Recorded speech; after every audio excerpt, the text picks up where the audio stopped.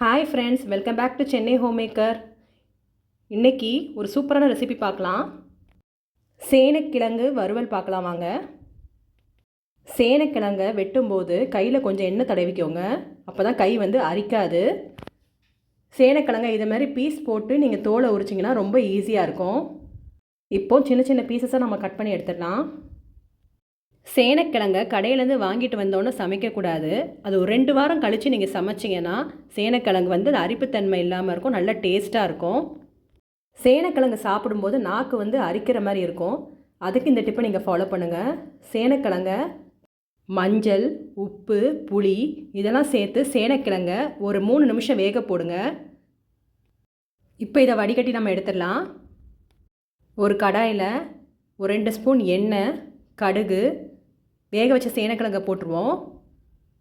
சேனைக்கிழங்கை எண்ணெயில் போட்டு லைட்டாக அதை மிக்ஸ் பண்ணி விடுங்க.